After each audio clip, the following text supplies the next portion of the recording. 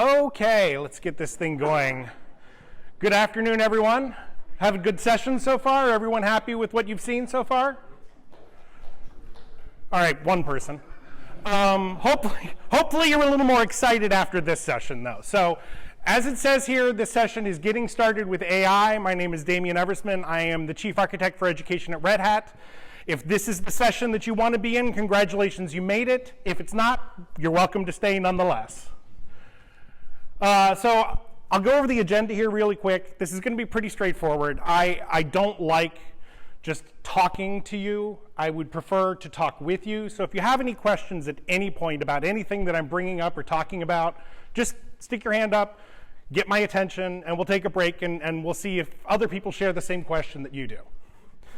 So this is a slightly new session to me, so I might keep turning around and making sure that I'm on the slide. I think I am. I'm not being rude or anything. I just need to make sure I don't get lost.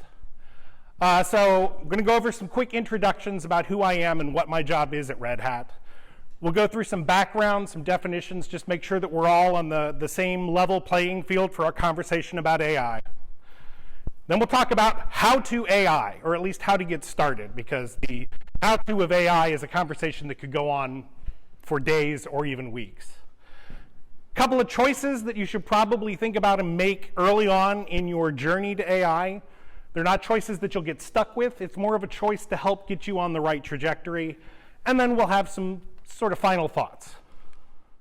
So first, some introductions. This is me. That's me really big.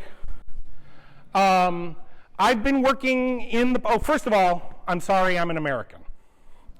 I live in Chicago. You know, the land of Chicago pizza and Chicago-style hot dogs and Chicago-style magic. Yes, there is a Chicago style of magic. Ask me about it later if you want. I've been working in the public sector for about 30 years. So I've worked for a handful of universities. I've worked for a handful of consulting agencies that work with universities. And now I work with Red Hat. And here at Red Hat, I focus on higher education.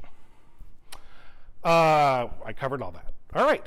This is my information. If you want to reach out to me on Twitter or LinkedIn, feel free. I'd love to connect. I only ask that you just say, hey, I saw you speak at CANHEIT or met you at CANHEIT or something like that, just so I know where you're coming from. Okay. I am the Chief Architect for Education at Red Hat. Essentially what that means is I am actually out of the engineering organization of Red Hat. I'm not in the sales side of things. I work with sales a lot because they are the people who interface with the customers. But my job is to understand the needs and wants of my customer base, in my case, education. There are a lot of different chief architects in transportation, and there's a chief architect for space and science. He got the cool title. But anyway, my job is to get to know the needs of the education sector, to get to know what they need out of our software, what it's doing right, what it could be doing better, and then take that back to engineering, who tend to be the type of people that sit in their little closets and write their software and throw it over the fence. So we in the CTO organization have heard a number of things from our customers. These are sort of the main categories that they fit into, right? We hear they want to differentiate using software. We hear they want to be data-driven and AI-ready. Not everyone knows what that means, but that's what they want. And they want to mitigate risk and ensure compliance. And at Red Hat, we actually have a horse in the race in all of these. But obviously today I'm going to focus on the one in the middle, AI. You're going to see there's a lot of me giving you a list and then narrowing in on one of the list items. So it's a theme. See if you catch it later. Chris Wright is our CTO. I don't expect you to read this letter, but it's there because you can download these slides later and you can see what Chris Wright has to say. But he's really talking about the focuses that Red Hat has over the next several years. Those fall into these 6 categories.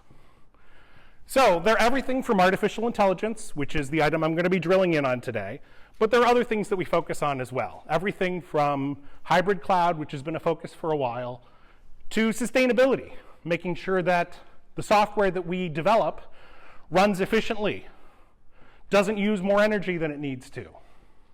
This is really huge in the European Union, but it's finally getting some attention all over the globe. Things like trust, security, being able to know where your code comes from, know that the code you're executing is safe, developer productivity, edge computing, really big in the automotive industry right now. A little bit in terms of smart cities, smart campuses, you get a little bit of edge computing with that as well. So, a little bit of background. I'm going to talk a little bit here about Red Hat. I'm going to try and do it more as a company. I'm going to stay away from product definitions and doing a sales pitch to you. I will probably refer to a couple of products as we go through, but I'm not going to go into huge detail. If you want to hear more, feel free to come down and talk to me afterwards, and we can talk more about the actual bits and bytes. Open source. Who here knows what open source is? Good, good. We like it that way. For those of you that didn't raise your hand, open source is software that is written in the open. It is software where you have access to the source code. You can actually see what the developer who wrote it did. Why is that important? Well, the original reason that open source was developed was because in the early days of big mainframes and that sort of thing in the 60s, companies would develop a software package and provide the compiled binaries, and then they'd go out of business. And when a university or a business actually wanted to improve that software, continue using that software, they had no way to do it. Because the company that went out of business took the source code with them, and nobody had the ability to do anything with it. So the original reason that open source was developed was so if you bought the software, you also got the source code. So if I go away and you never hear from me again, you can still keep that source code running. You can still improve that software if you need to, and I'm no longer around. So since that time, open source has actually grown to mean a little bit more to a lot of people. It's grown to mean a lot of collaboration, being able to work together, being able to take your expertise and integrate it with your expertise so we have a better product. And in that time, all of these different areas of technology have benefited from it. The entire internet runs on different open source software. Most mobile tools do as well. Infrastructure has come to support it. Many of you hopefully have heard of Linux. Linux is an open source operating system which kind of has eaten the world. Red Hat likes it that way. We had a big hand in that. Networking software is really based on a lot of open source standards and open source software. So what Red Hat does, we participate in those communities. I'm going to introduce a term here, upstream. The idea behind upstream is that these are the communities where you have lots of people either by themselves or working for different companies or corporations or all just mashing code together and coming up with cool things. Red Hat works and plays in those communities. About 50% of our engineers commit code to open source projects that we don't even have a product from. In some cases, they eventually get put into products. And even when that happens, we donate the source code back to the upstream project to make sure they benefit from it too, because we certainly are. We work in those communities, we make ourselves familiar with the software, and in many cases we integrate it. Because if you've spent much time in the open source communities, most of those projects do very small, simple things, not big, complicated enterprise things. So we take a bunch of those projects and start to integrate them together to do something a little more enterprisey and useful. And the ones that really succeed, that fall into those categories of things that I need to identify for you and all the other chief architects need to identify for their industries, we stabilize those. We document them, we support them, and we provide them to our customers. All the time, donating that source code back to the open source upstream communities. Okay, that's enough about open source. Let's talk about AI. There's actually a lot of kinds of AI. In the last year or so, we've been hearing a lot about AI, like ChatGPT. That falls into the category of generative AI. AI that is creating something from its knowledge base. There's another kind of AI, many of you probably use, called predictive AI. Predictive AI has been around for decades in some form or other. The author, Eric Siegel, in his book, describes predictive AI, or predictive analytics, as it was known before AI became the big word, as the power to predict who will click, buy, lie, or die. Right? It's the thing that helps companies predict who's going to buy their stuff. Helps insurance companies figure out who's going to be a bigger liability. It's why my teenage son spends a lot more on car insurance than my wife does. Right? It's how health companies and insurance companies figure out who gets better life insurance rates. It's a lot of data that goes in, and then trends are analyzed within it. Generative AI, on the other hand, is significantly larger volumes of data. In the case of generative AI, instead of going for patient data, we're going for the entire internet. And we're loading it all into this big sort of analysis, human brain analog piece of software, or pieces of software. And it's making connections between everything. And then it's spitting out what we call a model. In the case of textual data, it's called a large language model, an LLM. What a large language model does is just draw connections between words, draw connections between concepts. If you've ever picked up your phone and gone to the autocomplete piece of like the texting app and just kept hitting the first suggestion the whole time, that's a really rudimentary large language model, because it is recommending words that it thinks would come next based on what you said before. That's all ChatGPT is. Except that ChatGPT, instead of drawing a handful of connections between all the words, is drawing billions of connections between all the words. That's how it comes up with such useful output. Sadly, that's also how it hallucinates sometimes and presents something as factual even though it doesn't exist anywhere, because it's drawing connections. It also is unidirectional in many cases. You can go to ChatGPT and say, who is a celebrity's parent? And it will name that celebrity's parent very easily. But you, if you know that parent, can go to ChatGPT and say, who is this person's child? It'll make something up. It has no idea. There are a lot of links that say so-and-so's parent is this. There aren't a lot of links that start with that person and go back.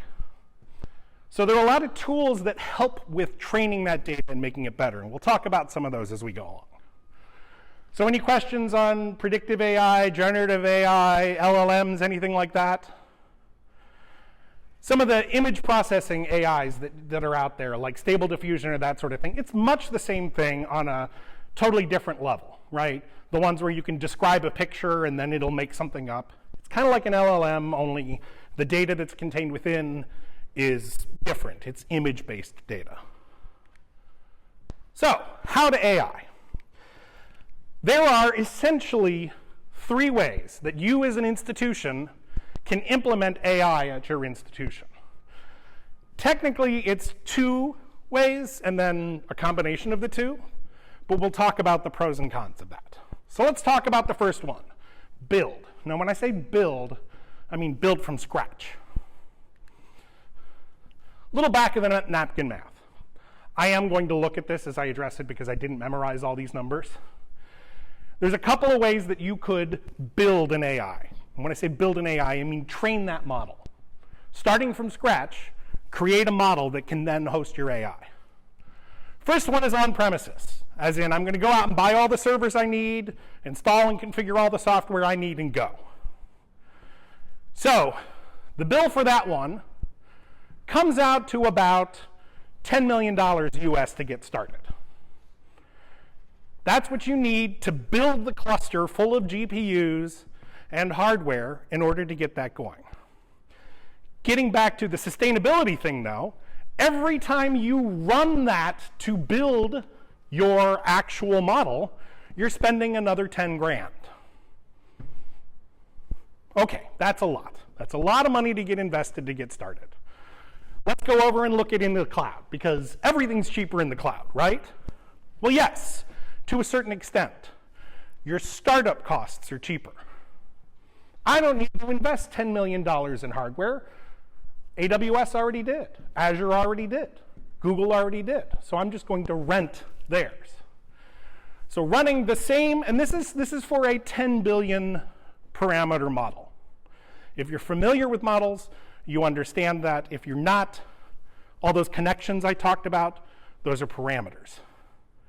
The smaller models these days are around 5, 7 billion. The bigger, insanely crazy ones are getting into the hundreds of billions. This is just for a 10 billion parameter model, a meager model.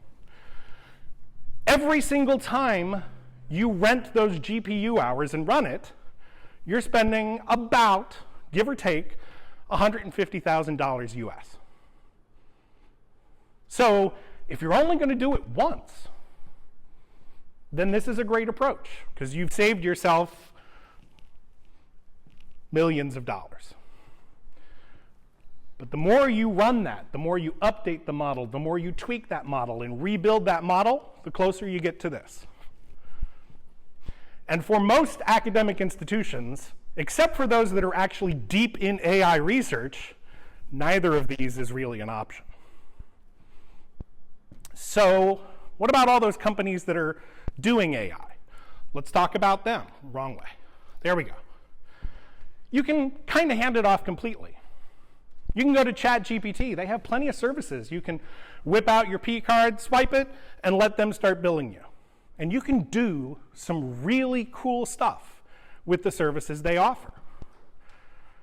You can take the models that they're building and hosting for you and train them, tweak them, fine-tune them so that they use your institutional data. But the catch is, that means your institutional data is going into their cloud. If you're okay with that, this is a great option, because it's reasonably cheap. And ChatGPT would probably love to have your logo on their website. Let's keep the hand on the right button. Then there's the blend. This is the one that I tend to think is the best, especially for academic institutions. One of the things that I didn't talk about when I was talking about those companies that build models is the fact that there are actually open source AI models out there. Maybe you've heard of Llama or Mistral or Granite. These are open source models that are made by large companies like Meta, used to be Facebook, or IBM, used to be Red Hat, right? Granite is actually an IBM model that was open sourced because Red Hat went to our parent company IBM and said, we need to do this. So there are a number of open source AI models that you can download. What's exciting about that is once all of that number crunching that costs hundreds of thousands or millions of dollars to do is done, you're actually given a handful of files, maybe a couple gigabytes total. And you just need the software that can read those files and access those files to actually present things like chatbots and that sort of thing. And so that's exactly what you can do. You can download these open source models, or if you prefer to go the closed source route, you can actually buy pre-built models from companies like ChatGPT and that sort of thing, and then fine-tune them for your use cases. You can do things like RAG, which is retrieval augmented generation. There's a reason we call it RAG.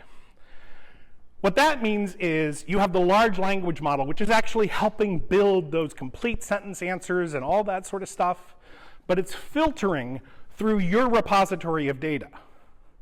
So what that means is it's not actually getting forced back into the model. It's sort of sitting in front of the model, and the model is just building responses using your institution's data. Then you can host it wherever you want. At that point, it gets hosted much like an application, a web app. You can host it in the cloud if you want, if you've got a huge cloud presence, or you can host it on-prem. On-prem, you're talking about running it using a Kubernetes server, a container server, or just a Linux server. You can run it from the command line. And then finally, all you need to do is integrate it into your systems, right? So There is a little app development that you have to do because you are now hosting your own AI. So you're not going to have sort of the point-and-click portal that you can build through ChatGPT. But what it also means is you can take existing applications that you have and begin to integrate AI into them. You can have a student services website that now actually goes through and looks at your knowledge base before it generates a ticket that a human has to go look at. Suggests answers to those students about questions they have. There are a number of institutions that are actually using AI chatbots to help students, tutor students for various classes. The professors take all their lecture notes and all of their texts and put it into that RAG that I talked about, and then they actually set up chatbots, and these chatbots are actually trained, they're fine-tuned to not just give the answer, but help lead the students to that answer as part of a discussion, much like a tutor would. So, what are the choices you've got if you're going to take that third approach? Well, you actually have a couple of choices, because I said it doesn't need to be on-prem or in the cloud. It can be either or the other or both. So let's talk about that a little bit.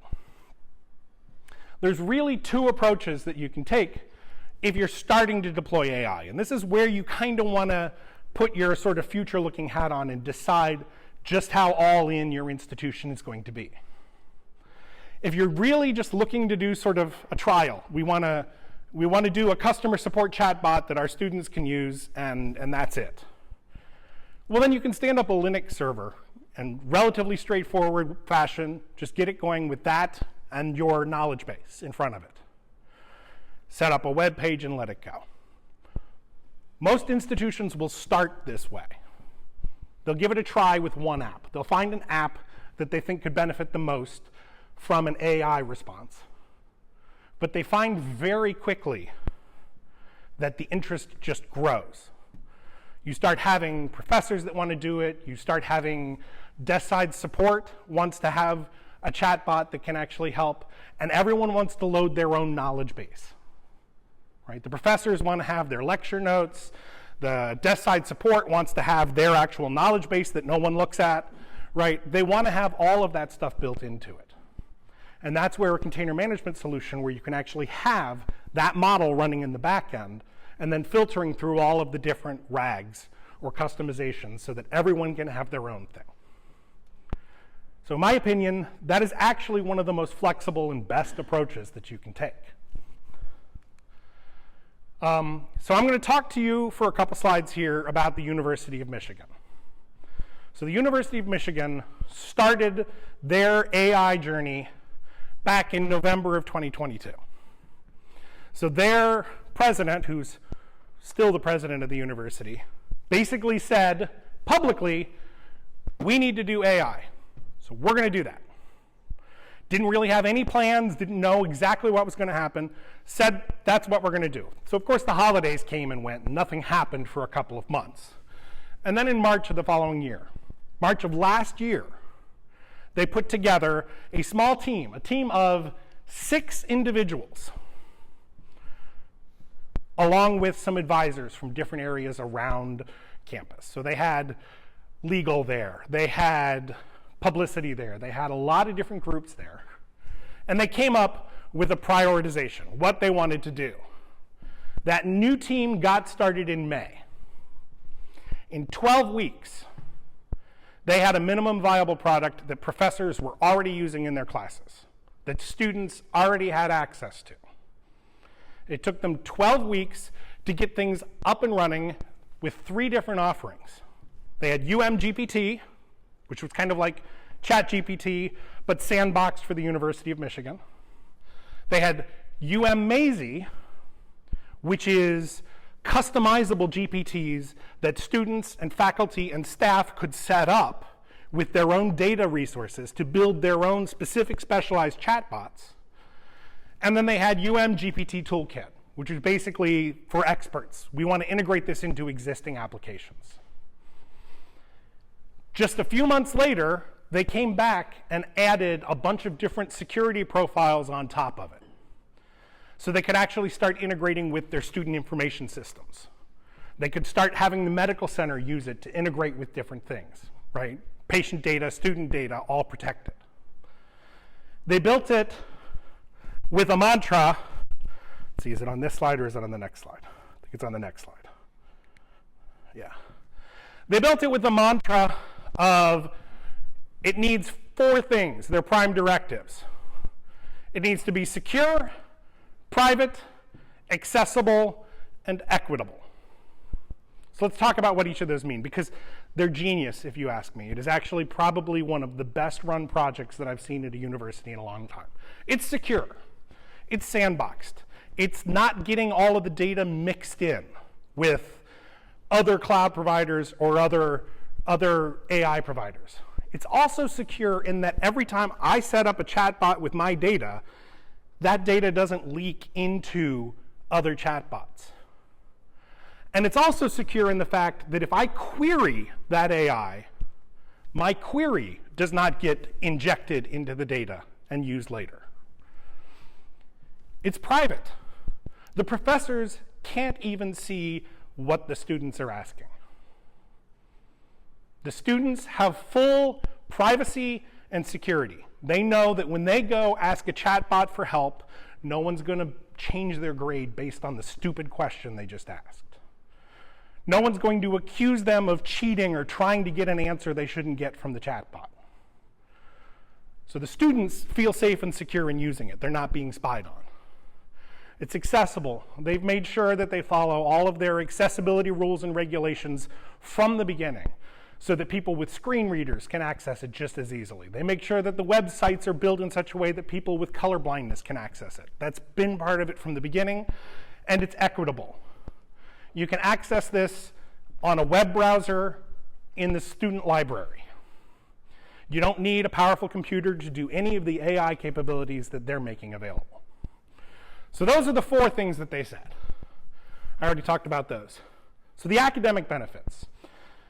Many of the professors that built chatbots for their courses talked about they saw an average grade increase, in some cases of 8 or even double-digit points, where students who had access to the chatbots to help them study, to help them learn, to help them do their assignments, saw improvements. They learned a few lessons along the way. They got bit in a couple places because they didn't involve general counsel from the beginning.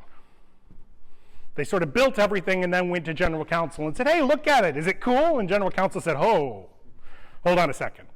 We need to look through all this. Eventually, they actually found out they did the right thing, but it took them an extra couple of weeks to get general counsel to sign off. The same is true for all of the different groups that get involved. Security, privacy, ethics. You want to make sure that everyone is involved because there are so many questions around AI right now.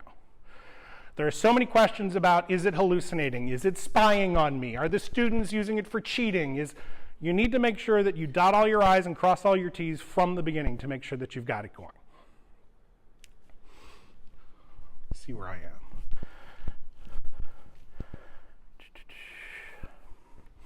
All right, so this is actually a good stopping point for a second. Are there any questions? Has anybody got any questions about like any of the stuff that I've talked about here? It is kind of high level, but it is a getting started talk. So I just wanted to make sure that everyone sort of is on the same page with this. There are a lot of different options as you go through if you decide to do something like go completely to the cloud. Incidentally, University of Michigan actually contracted with a cloud provider. So they are not running all of their AI on-prem. They contracted with a cloud provider, but they did get security and privacy requirements put into it.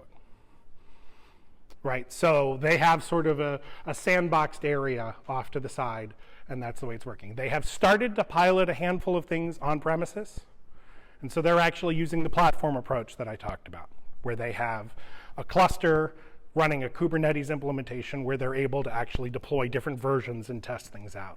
So that's their sandbox and development side of things, but it's also what they think might be a future place for them to host all of this.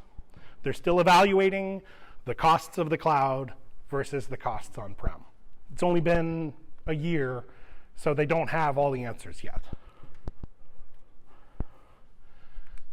Okay, so I'm going to conclude this, and then hopefully there are a couple questions or things we can talk about for the last couple of minutes. There was a survey done, last year of higher education institutions to ask about AI. How are they using and implementing AI? And there's some really disheartening statistics that came out of that survey. 52% of universities surveyed have no AI strategy. Only 4% actually had something already in place. The other 40 some odd percent are working on it. More than half of academic institutions surveyed had no policy whatsoever. That's no policy for using it as part of a class, no policy for how the students are allowed to use it, nothing at all. 47%, had no, strategy and policy. We got to get it going here, sorry. This is strategy, the second one is policy, right? So 52% haven't even started thinking. 47%, maybe they've started thinking, but there's no stated policy for anyone to follow. And then this is the last one that really struck me as kind of sad.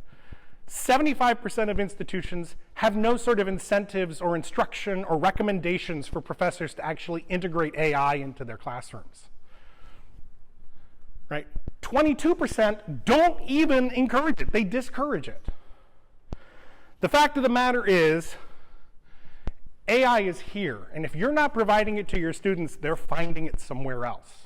If you're not providing it to your faculty and staff, odds are they're finding it somewhere else. I work for a corporation. I don't work for a university. We have a very plain policy, but it's really about not using cloud-based AI in order to do work. You don't want to leak customer data out into the cloud-based AI. You don't want to leak student data. You don't want to leak patient data. You need a policy in place. And you also need to encourage its use, because it's not going away. And if your policy is absolutely not, nobody will pay attention to your policy.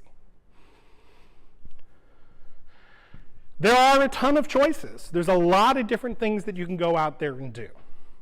Red Hat itself has a few different choices that you can choose from. We've got OpenShift AI. We've got RHEL AI. Right? There are different ways that you can approach it. But you need to start trying them out. You're not going to get anywhere if you just get analysis paralysis and stop. And the right time to get started is now, because obviously, right, everyone's off and running. And the fact that 50% of institutions are not implementing AI is really disheartening, because there are plenty of private companies out there who have far worse scruples than a university. And they are going to be sucking in all of the data and doing nefarious things with it. And there are some questions about whether or not GDPR is properly written to handle the AI revolution. So any questions? I know that I kind of ended on a sad note there, but you have a ton of choices, and they're exciting, and they're actually relatively easy and straightforward to get started. Like I said, the University of Michigan did it in 12 weeks with 6 people. 6 people, 2 of whom were project managers. They cherry-picked a handful of people from different parts of the institution and set them on their way. The policy that they actually put in place for that team is that it's a rotating assignment. That way, if I take someone from chemistry and they spend 6 months on this team, then they go back to chemistry with the knowledge of how all of that was done.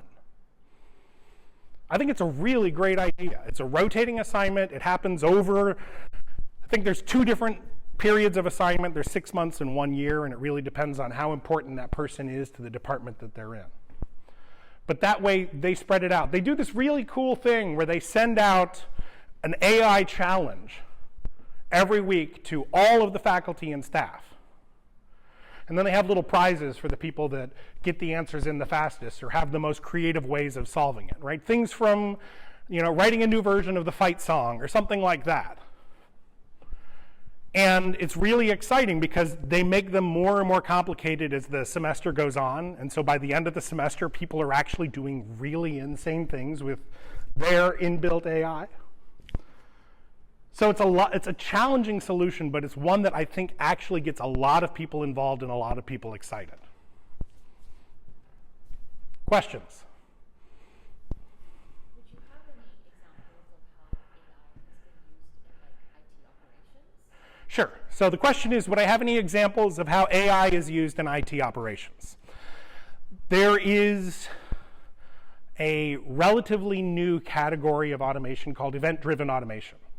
And in fact, this is something that's been around for a while. It's just gotten a name. It's more of a predictive analytics than a generative AI. But if you think about it, you have a number of security systems out there that are doing, perimeter intrusion detection, that are doing, that are monitoring hard drive space, that are monitoring network traffic, that are monitoring all these things, right? And generally speaking, if you actually get an alert from one of those systems that a network link is down or that a system is running out of storage, there's a process that you do. And so what event-driven automation has started to do is analyze all of those things as they come in and recommend changes. And it's getting to the point where you can almost have it implement those changes for you. As in, you get an email that says, we detected this, we suggest this, do you approve? And all you have to do is say, yep, that's exactly what I would have done. So there's a lot of those sorts of things that are happening in the area of, again, network traffic analysis, border perimeter detection, managing IT systems throughout all of the data center, right? It really helps because we all know that our data centers are severely understaffed, right? And this is a way that you can enable those people who are overworked doing the same work every day stop doing the same work and actually go improve processes, find new and better ways of doing things, and automate the way we're doing these things. So that's actually been around for, I'd say really in an enterprise fashion for about 5 years. You've seen those sorts of processes. We're starting to see generative AI come in and get integrated into that in terms of being able to describe the actual processes that are happening, come up with a human-readable way that someone from the help desk can actually understand this alert that came in that maybe it doesn't make sense because it's coming from an automated system. And those are being integrated into a lot of those tools as well. Red Hat, for instance, actually has Red Hat Lightspeed. Red Hat Lightspeed, the idea behind it, and it's being integrated into all of our product stacks, is, for instance, if you're using Ansible automation platform. People familiar with Ansible?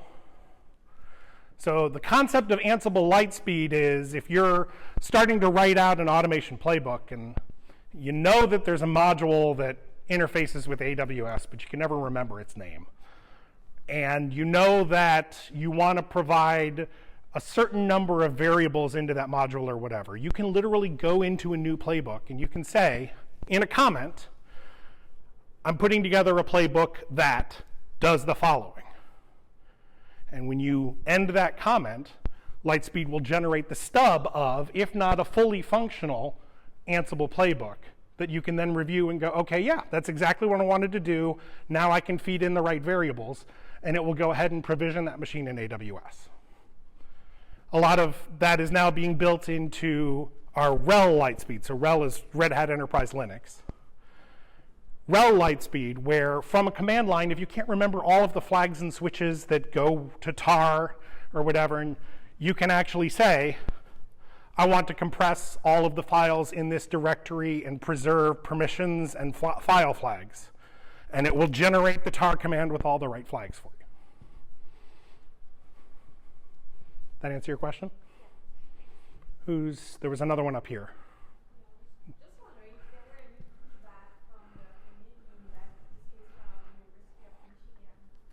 At first, yeah, there was. A lot of it is sort of the misinformation of, she asked if there was pushback in the case of University of Michigan from the creation and adoption of sort of these AI principles. And the answer is yes. There are a lot of people that When AI came on the scene and students started using AI, it was, oh, it's cheating, right? And what I think they did to sort of strengthen that, because they had support from the top level, the president was the one that said this is a priority, is they started to actually have education series where they were helping people to understand, right, that it's not literally just going out and saying, give me the answer. That what they're doing is they're helping alleviate the fact that they don't have enough tutors or grad students for all of the students that are in their courses. And they don't have enough customer support people to be able to answer all the questions that are coming in. And when you put it in that fashion and you say, that guy in the data center that's pulling 50-hour weeks because it's the only way that we can keep everything running, and he's never done anything new for like the last 6 months because all he does is just keep everything running. Now he can actually go do new things. He can improve the processes instead of just keep the old ones afloat. So there is definitely an element of education that needs to be part of it. But you guys are good at education, right? It's you need to win people over, because it did kind of start off with there were sort of one of two views, and neither of them were pretty. It was either A, it's cheating, or B, it's going to kill us all, right? And neither of those really is borne fruit so far. In fact, AI has only served to really improve a lot of our experiences. And so it's really important that you help people understand how. Any other questions? We're actually kind of coming up on the end, so thank you all very much. I appreciate it.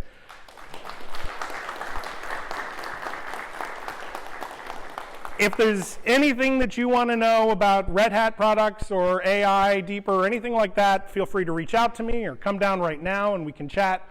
Otherwise, enjoy the rest of the conference. Thank you so much for your time.